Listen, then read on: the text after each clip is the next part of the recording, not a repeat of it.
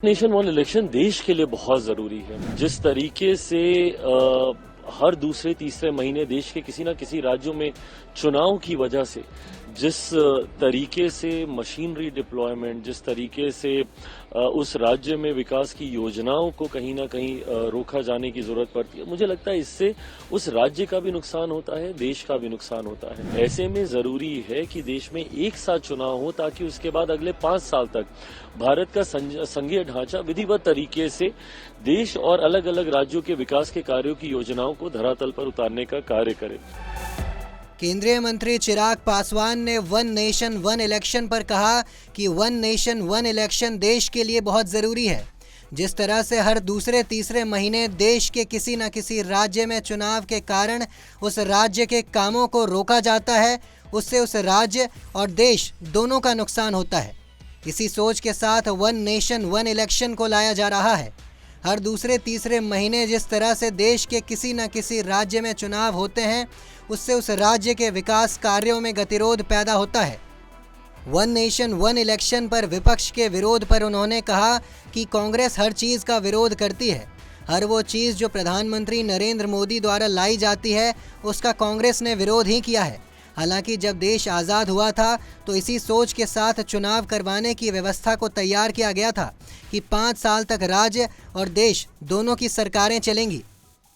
इसके अलावा केंद्रीय मंत्री चिराग पासवान ने क्या कुछ कहा, आइए सुनते हैं। नेशन वन इलेक्शन देश के लिए बहुत जरूरी है।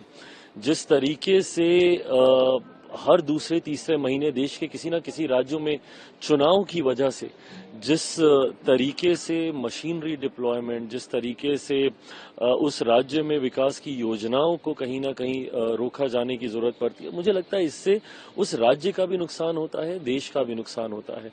ऐसे में जरूरी है कि देश में एक साथ चुनाव हो ताकि उसके बाद अगले 5 साल तक भारत का संघीय ढांचा विधिवत तरीके से देश और अलग अलग राज्यों के विकास के कार्यों की योजनाओं को धरातल पर उतारने का कार्य करे।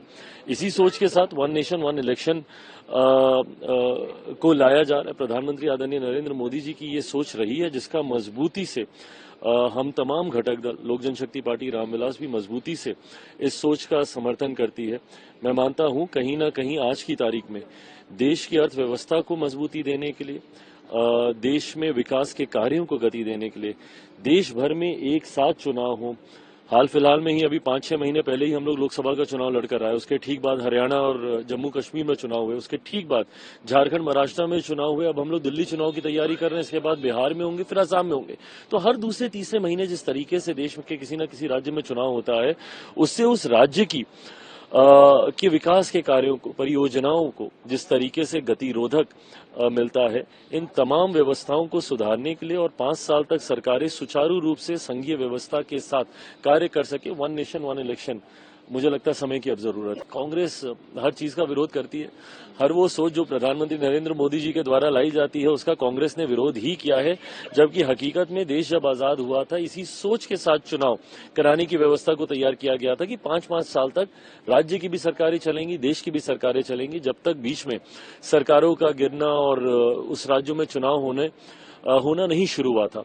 बट जैसा मैंने कहा कि देश की अर्थव्यवस्था को और विकास को गति देने के लिए वन नेशन वन इलेक्शन आज की तारीख में देश की जरूरत है। देश दुनिया की तमाम खबरों के लिए देखते रहें punjabkesari.com। साथ ही कमेंट सेक्शन में अपनी राय जरूर दें।